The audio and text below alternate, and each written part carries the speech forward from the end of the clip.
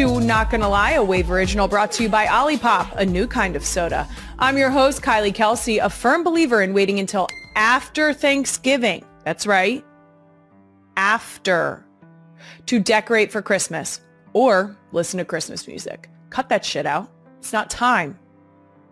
Give Thanksgiving her moment. I now host 2 different YouTube shows. What the fuck? Shout out to FAFO. What are we doing? Apparently 2 YouTube shows. And consider this your quarterly reminder. I can fight. And I will if I need to. Okay? That's right. Don't think I didn't see some of those comments on the Thirst Trap Garage Beer posted of my husband for his birthday. Let's start here. Garage Beer, we have beef. Cut that shit out. You knew what you were doing. I respect it. I do want to shout out to the real ones who have clearly heard my warnings, like at Hummingbird Cake, who said, I'm going to bite my tongue before I say something that makes Kylie come beat my ass. Way to recognize. Because you know I would. Someone else said, happy birthday to Jason and congratulations to Kylie. Thank you. Women supporting women. You know we love that around here. I do just want to restate as the reminder, clear as day, so there is no confusion. That's mine. Yep. When you see my husband, you should hear my voice like the Finding Nemo seagulls. Mine, mine, mine, mine, mine, mine. Okay? Don't get it twisted. Coming up on today's episode, apparently I was the subject of an I Don't Think So, Honey on the Las Culturistas podcast. And I'm absolutely honored. I'm going to talk about that as well as what it takes to be an absolutely elite aunt or uncle in Doomscroll of the Week. I also had absolutely no business hosting a panel with Malala in Philly, but I'm so excited they let me do it anyway. And you know, I got her to say go birds. After that, I'm going to be joined by the 3-time WNBA champion and league MVP, the greatest in the world, A'ja Wilson. I just short-circuited because of how amazing the interview was. And still, I'm crashing out about it. Just another person I had no business speaking to. Okay. But first, let's get into Real One comments of the week. We've got quite a few comments like this one in last week's Disney episode. An entire podcast where Kylie didn't swear? Crying laughing face. How hard was that? 2 crying laughing faces. P.S. That sign off? Excellent. Well, I'm glad you guys picked up on that. I was saying that I was going to do one episode that was swear-free, the entire thing, dedicated to Big Ed. For those of you who don't know, Big Ed is my father.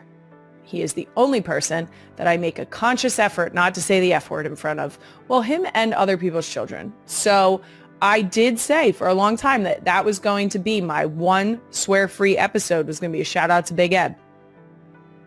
So shout out to Big Ed. We did it. Now we're done.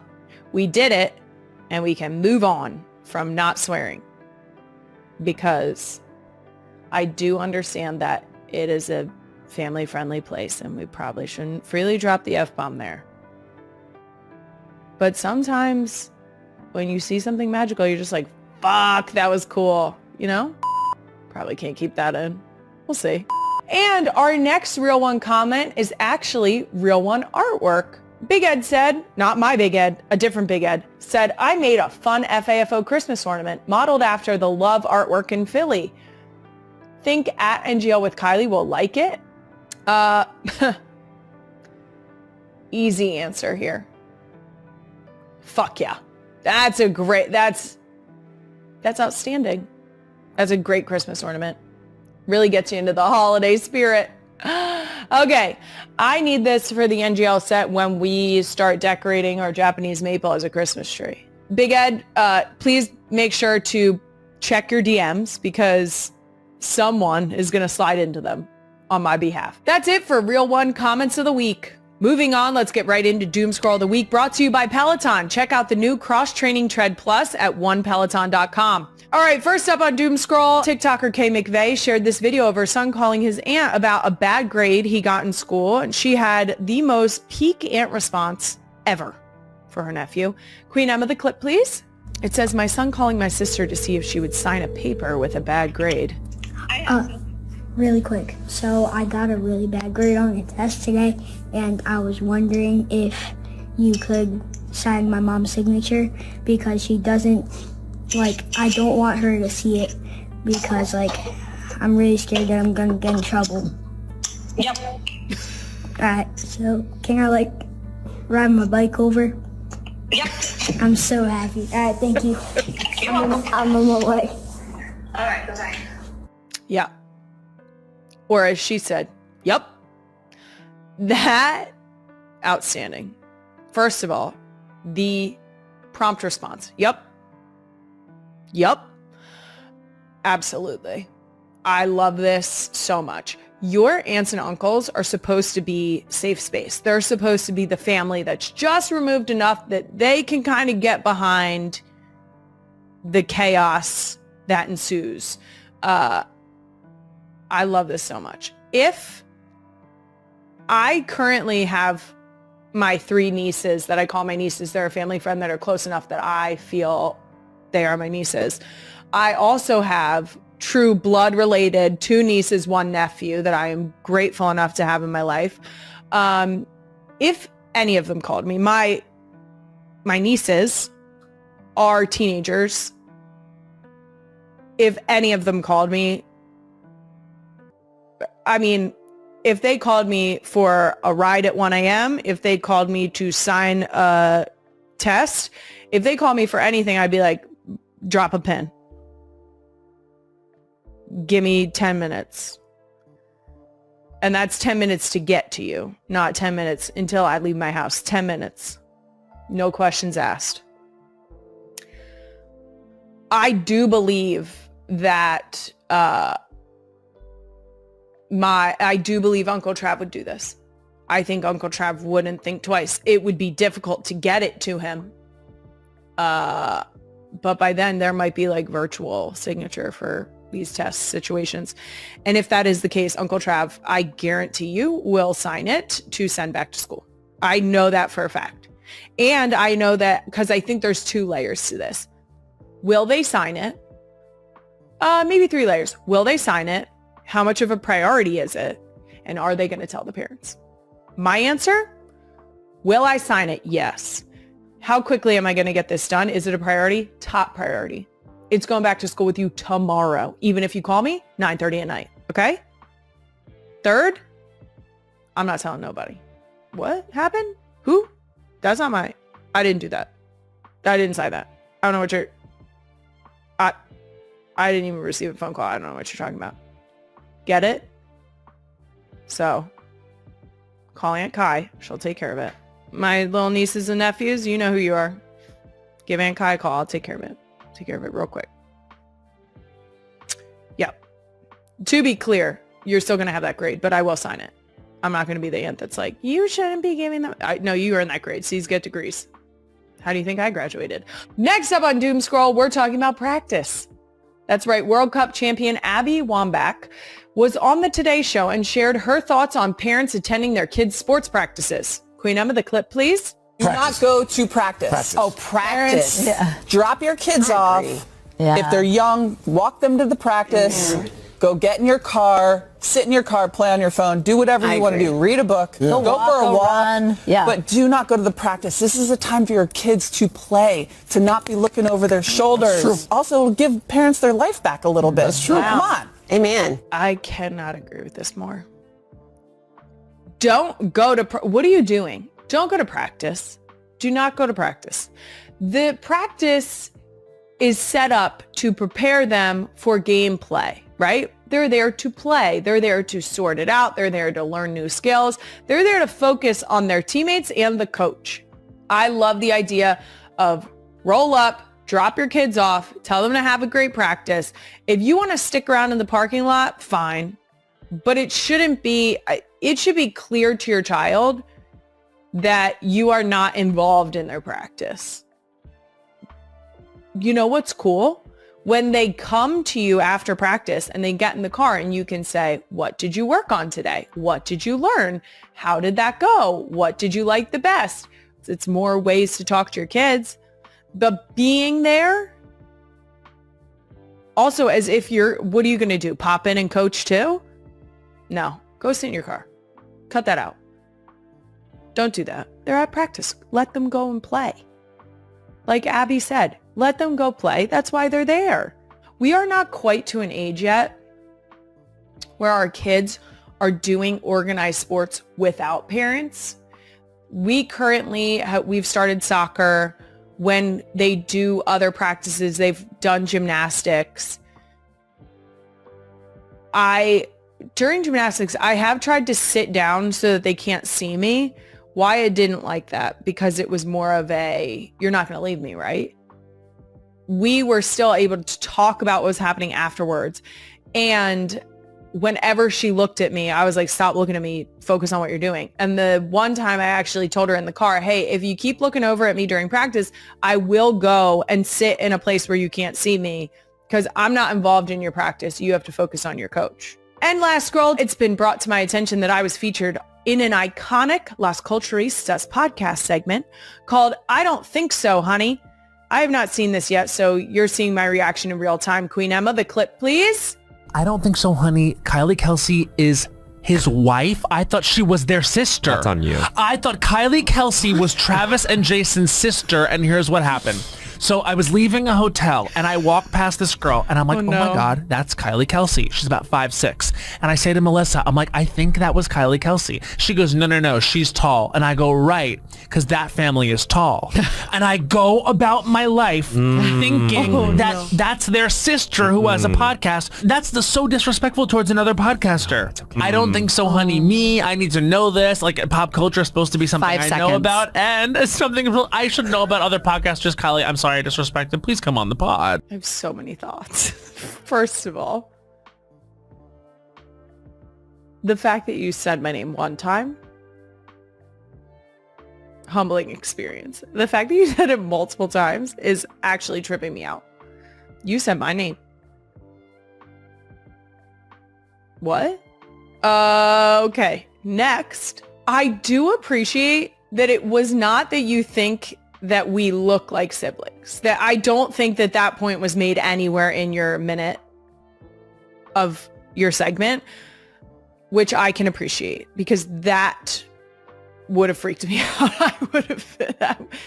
I love his desire to not disrespect a fellow podcaster if we're calling me that. I know that, to be clear, I know I have a podcast. I would not describe myself as a podcaster because I think that's insulting to other podcasters. I would love to go on Las Culturistas. Maybe we can have Bowen and Matt on NGL sometime. Maybe you guys want to come over here and chit chat. I will say, I think since Jennifer Lawrence is sitting in your guest seat, first of all, dragging her into the mess that is that segment with me involved, I'm so sorry to her that my name or any thoughts about me wasted your time. I would like this to end in an apology from me. I don't think so, honey, me. I don't think so, honey, that I should take up any space in your brain, and I'm sorry that I wasted it. Also, I would just like to point out that to be fair, say this all the time. Kylie Kelce, not a great name. It's not a great name. So I would just like to point out that you thought that I was given that name from birth. Kylie Kelce. No. Nope. I'm a McDevitt that fell face first into the Kelce last name. So I swiped my way into that one. Oh God, that's bad. All right, that does it for Doomscroll of the Week, brought to you by Peloton. Moving on, a brand new edition of Places Kylie Has No Business Being. Recently, I had the pleasure of having absolutely no business hosting a panel for Malala on her Finding My Way book tour stop in Philly, and it was tremendous. It was incredible. My initial reaction to hearing that Malala wanted me to moderate was disbelief. That's the easiest way to say it. I had some words about it that I mean, full disclosure, I said, are you fucking kidding me? You're kidding. You're joking. That's a joke. You're kidding me. I read Malala's first book, I Am Malala, when I was in college. Our school had a very deeply rooted emphasis on what they called engagement for the common good. And there was a lot of looking at international affairs and what was happening across the globe and different social justice issues, so that we could find a deeper understanding for them. And Malala was part of those conversations because of her emphasis on women in Arab countries seeking their education. And because of that, when I got the email asking if I would be interested, I could not compute that. So I said yes, and then proceeded to get very, very nervous about making sure that I was going to live up to an expectation that I think comes along with Malala's professionalism, her intelligence, her wit, all of it. And she was incredible. I'm so grateful to Malala. It was so amazing to meet her and her husband and her entire team. I'm so grateful that they thought that I was qualified to do this.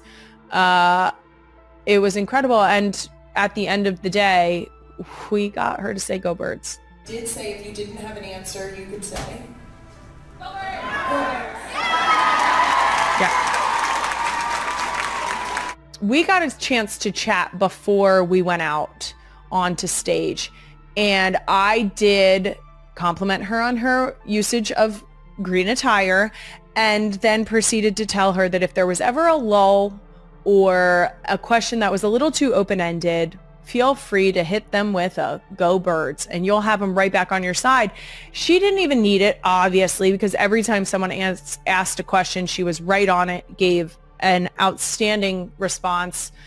And we also closed out the show in the only way Philly knows how. That's right, bringing the people together.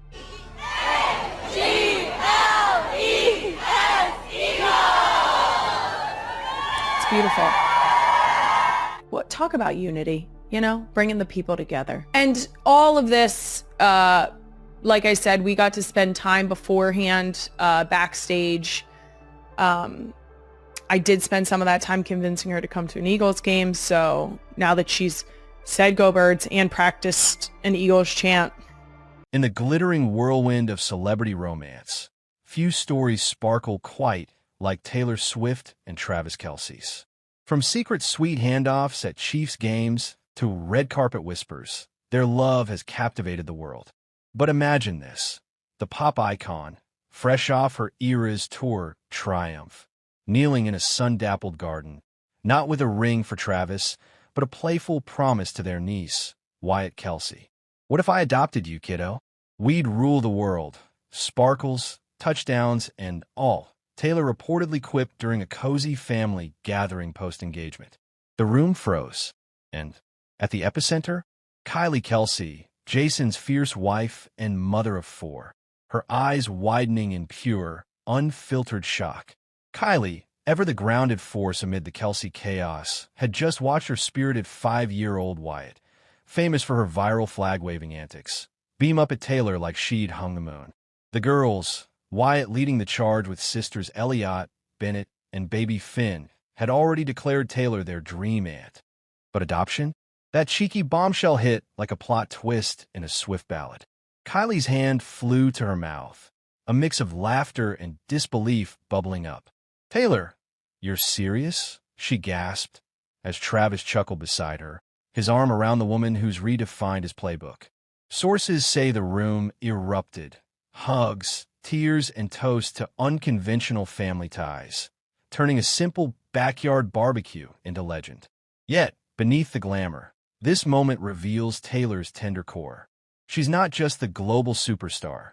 She's the one baking cookies with Wyatt trading friendship bracelets for tiny jerseys. Travis, the Chiefs' unbreakable tight end, has always dreamed of blending his worlds, gridiron grit with swift stardust. Their August engagement, sealed with a vintage-inspired ring under Kansas sunsets, was just the prelude. Now, with playoffs looming and wedding whispers growing louder, could this adoption just evolve into something more? Kylie later confided to friends, "It shocked me, but in the best way. Taylor's already family. She's rewriting our story." As the Kelces gear up for Super Bowl glory, one question lingers. Will Taylor's playful vow become reality? Wyatt's giggles hint yes, but only time, and maybe a chart-topping love song, will tell. Stay tuned.